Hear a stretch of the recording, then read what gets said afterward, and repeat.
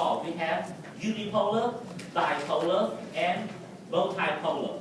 Okay, from this view right here, when I draw the structure with the one process sticking out, that's really simple. It turned out that in the human body, we don't have that typical one cell body and the one process sticking out. We don't have it. Any other species may have it, human do not. But what we have is very close to it. You see right here, here is a cell body. If you look at the cell body, how many process came out?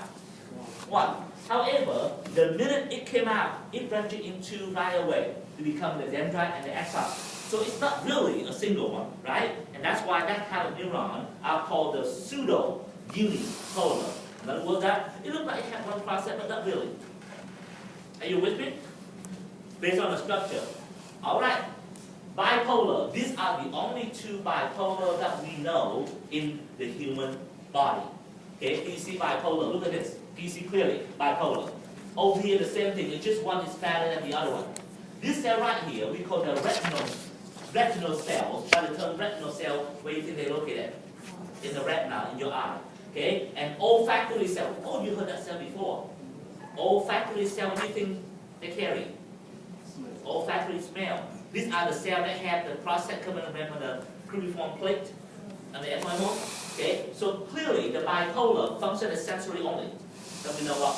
Okay? Where the pseudo unipolar, most of them are sensory. Very small amount actually function in inter or motor. The most abundant type of cell, multipolar, is right here. And when we talk about most abundant, look at this. Okay, this cell is called pyramidal cell, based on the pyramid. You can look at the cell body, it's a pyramid right there, and clearly they are multipolar. The most abundant cell found in the cortex, in your brain. They are most abundantly found in the cortex. And this cell, the most abundantly found in the structure in your brain, we call cerebellum, which literally means a little brain. And I only remember I call them Afro neuron.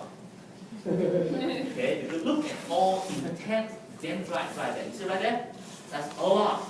And because of that, they actually named them Purkinje cell, named after the guy who studied the cerebellum.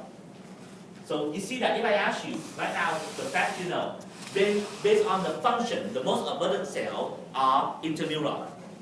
Based on the structure differences, what type of cell are the most abundant? Pseudo-uni, bipolar, or multipolar?